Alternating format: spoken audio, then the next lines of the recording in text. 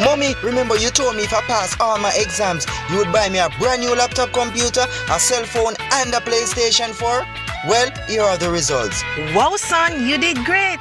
But where can I find all these stuff at affordable prices? Smart Electronics, Mommy. They have stuff for the entire family. They have washing machines, cell phones, tablets, refrigerators, TVs, blenders, irons, microwave ovens, Bluetooth speakers, and much, much more. And they are located at Port Zante opposite the food court. Wow, but son, where did you get all these information? My friend told me, and he also told me if you buy them somewhere else, they won't last. Is that so? Yes, Mommy, so I don't want you to buy them anywhere else but Smart Electronics. Okay, son, get dressed. We're going down to Smart Electronics. No need to go to St. Martin anymore. We have everything available right here in St. Kitts. And remember, we have only one store in St. Kitts, and we are located at Port Zante opposite the food court. Smart Electronics, way to live a smart life. Water is life, life, life, life, life, life. Water is life, life, life, life, life. Do just one thing,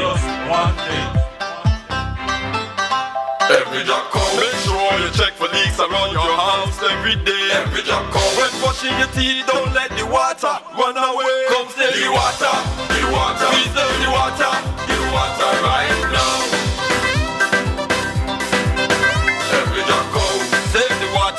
Whenever you take in your shower, every drop counts. Make saving the water, your business every hour. The water, the water, the water, the water right now. It's up to me and you, and you and you and you. The water right now. do just one thing. A pleasant good morning to all our listeners in Radioland, those of you in tune to us via radio, YouTube, and Facebook.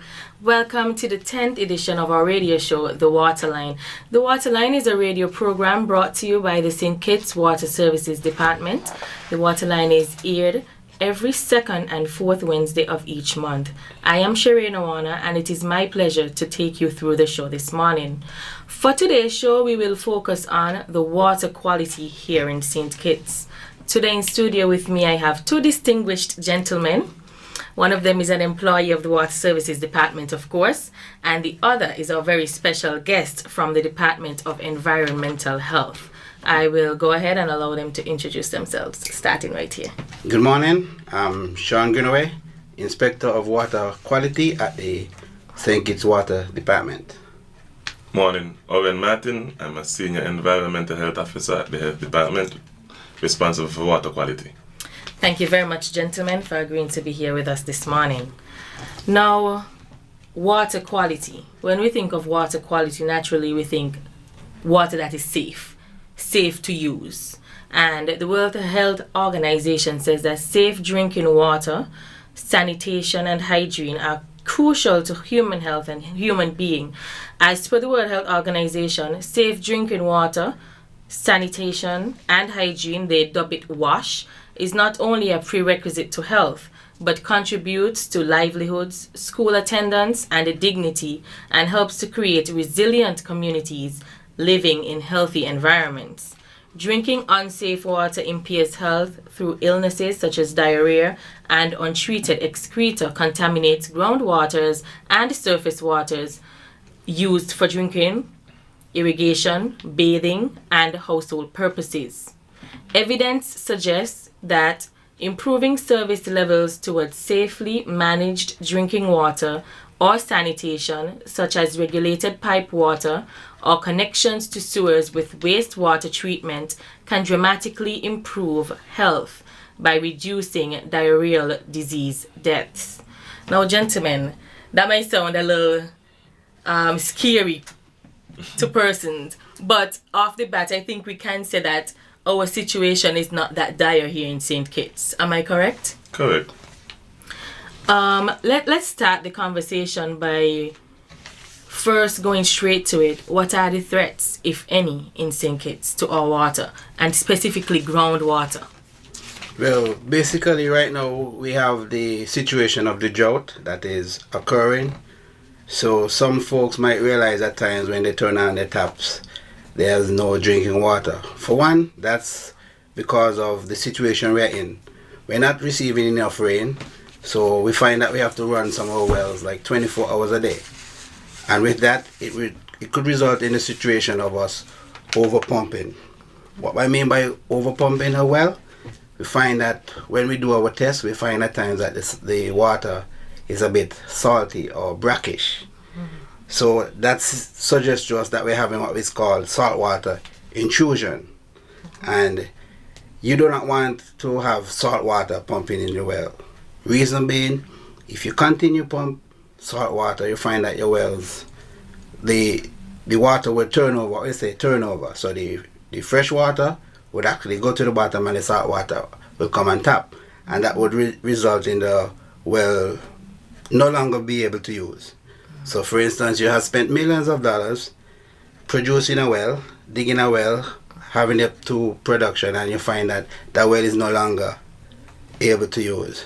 So for that reason, sometimes you find that we'll have to shut off the well for maybe 24 hours just for that the water, the fresh water, could build back up, and then we could continue pumping again. Other threats you might find happening is like you could have leaching, where if people, you have like toilets and they do not properly design their toilet tanks and they are close to the aquifers, you could find leaching where water would seep from the toilet tanks into their wells because they're poorly designed, and you do not want to have that happening. Also, you have farmers, they might be doing farming close by a well and they're using pesticides. And when you have rain, you find that the rain would wash the pesticides away, and you have the pesticides seep through the soil. And after time, it will build up and it reach down to the well. So you do not want to have all that happening. And because these pesticides they're high in nitrates and nutrients, you find that they could make us sick. And you might not see it, but then it's their presence. So you would try to avoid all those situations. Now, Mr. Greenaway, off the bat, when you started speaking initially, and your very first threat that you mentioned was overpumping, at first when you started off by speaking to the drought situation, I was really curious as to where you were going with that point. And I had no idea that there was something called overpumping. And I had no idea that overpumping could lead to us resulting in salt water. So that is a very important point because, of course, of the situation that we are currently faced with. Now, what about our surface water? Let's look at the surface water. What are the threats? Well, for instance, the surface water is more exposed to the elements, exposed in the sense that animals and humans could get very close to the surface intakes, for instance, that we have in the hills. So you could have the wild animals, they wander, they're looking water to drink, and they could probably fall in the well, defecate in the well, and if you do not go and you, like say, for instance, check on a regular basis, animals might be in there and it could cause sickness.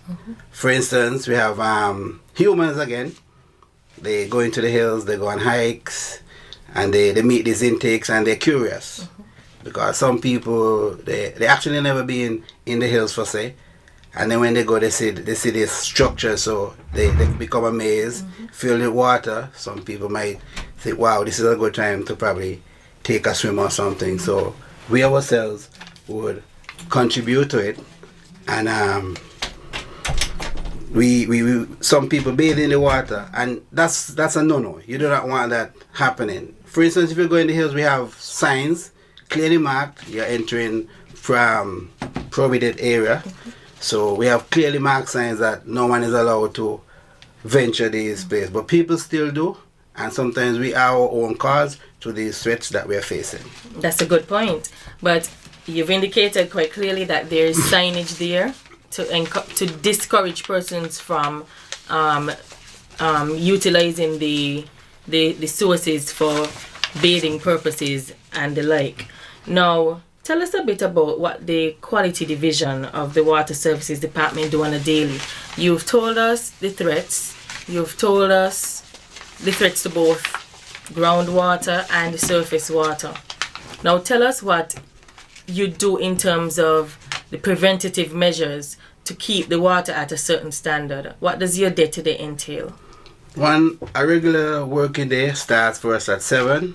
We have some guys, they would actually hike to the mountains, and they would go and they would do a visual inspection of the intakes, make sure that there's no blockage, make sure there's nothing of threat in the water.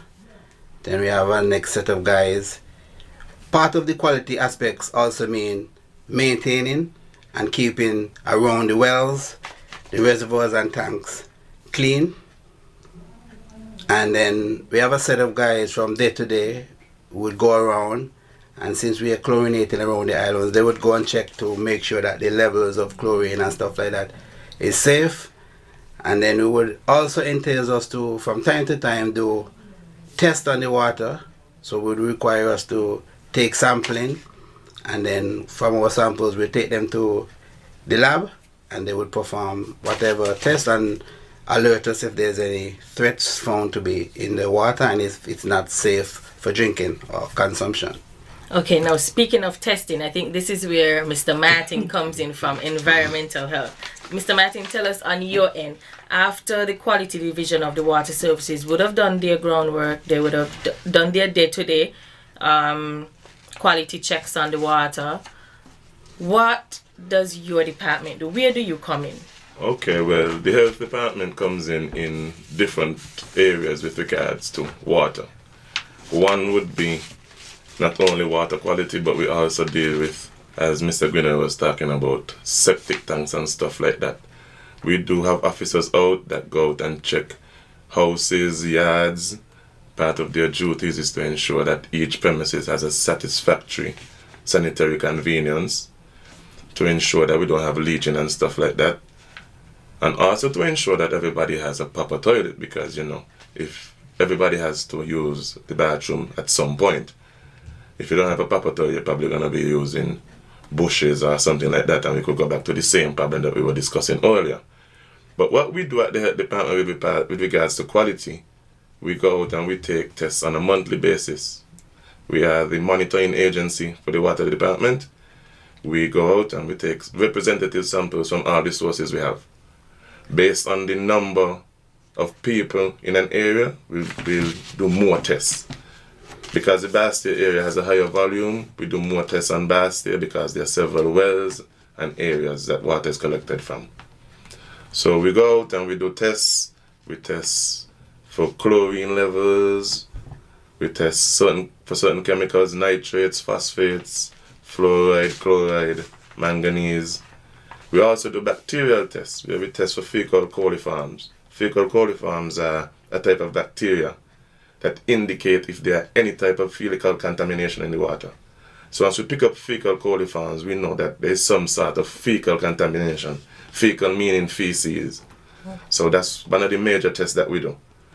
And because of our close relationship with the water department, if we pick up anything, we of course report to the Ministry of Health and also give them actions if the chlorine levels are not high enough, where we think that disinfection is not being done properly.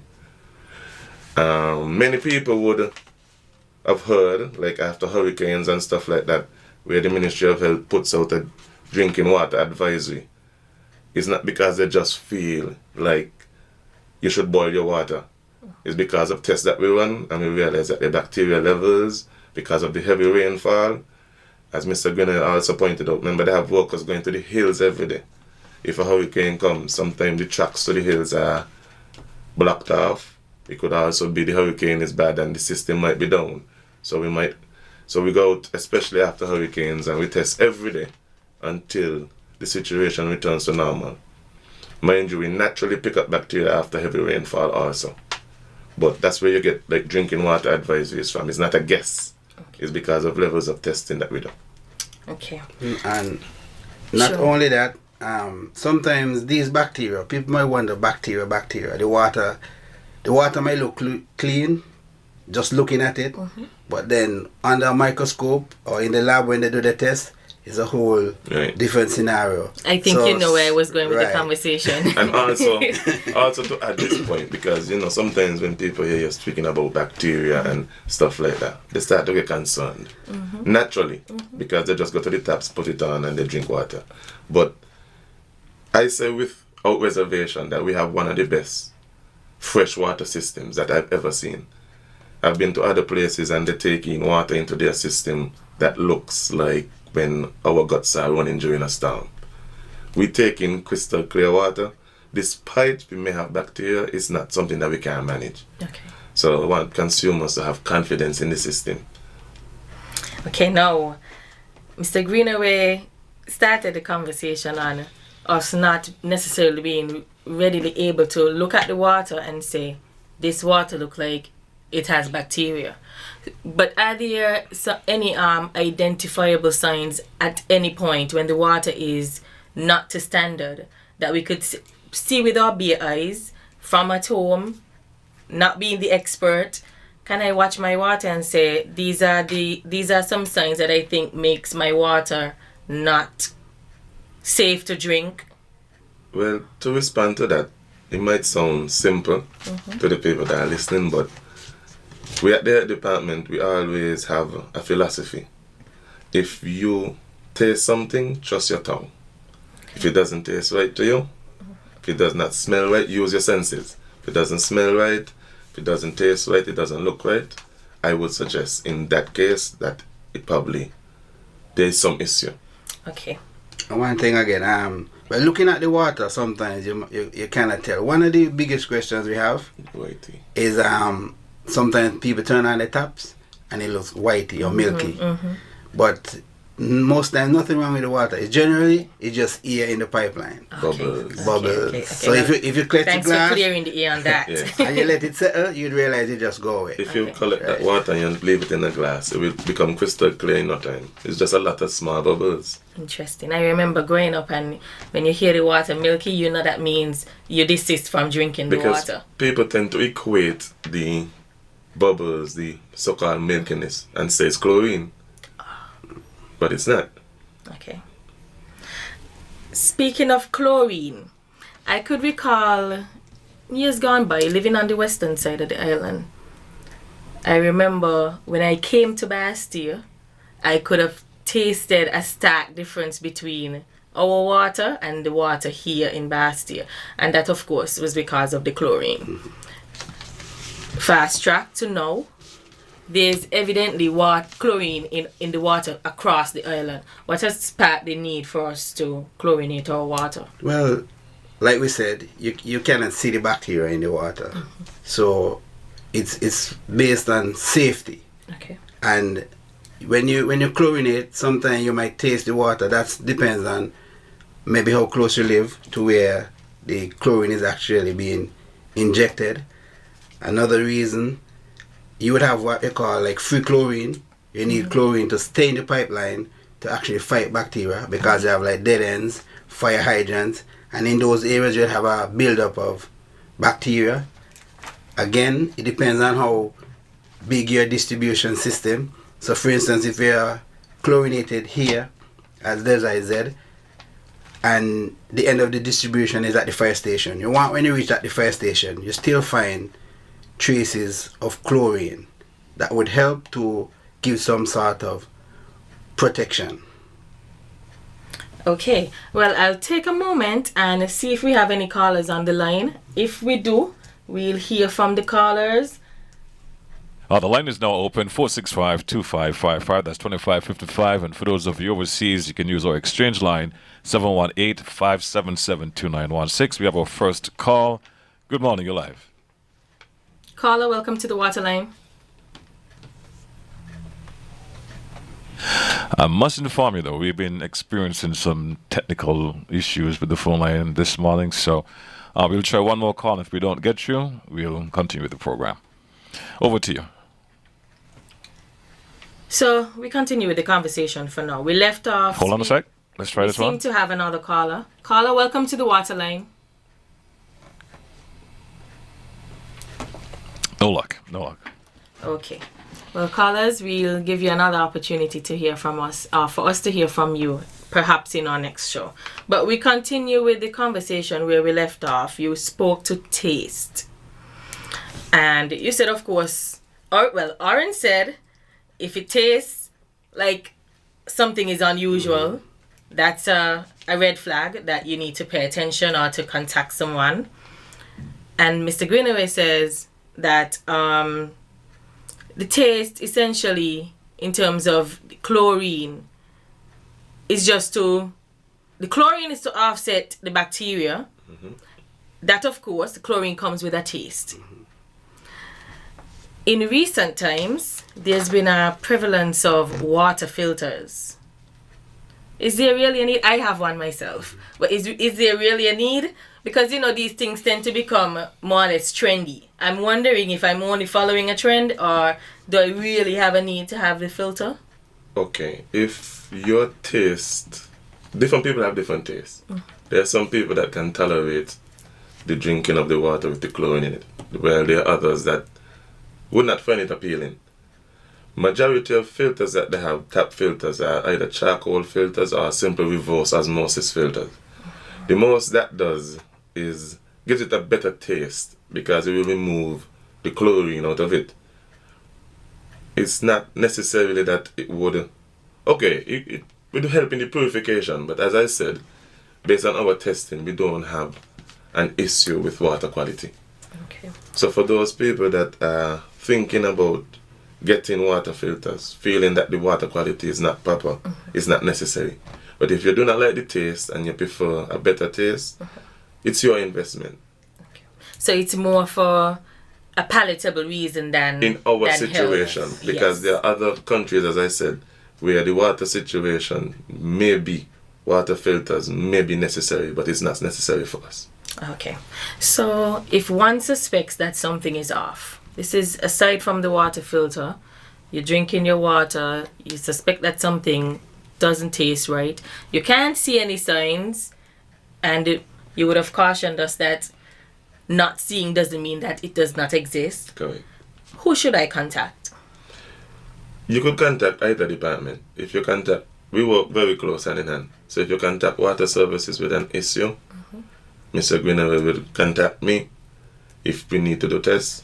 If I am contacted and it's a water services issue, I'll contact Mr. Greenaway either way. Okay. So you can contact either body and we would deal with the issue. Sounds good. But one of the things we find happening is like some people call with complaints in terms of the water taste, smell, however the case may be. And one of the things is not recommended is that they would catch some water in a bottle and bring it to you for testing.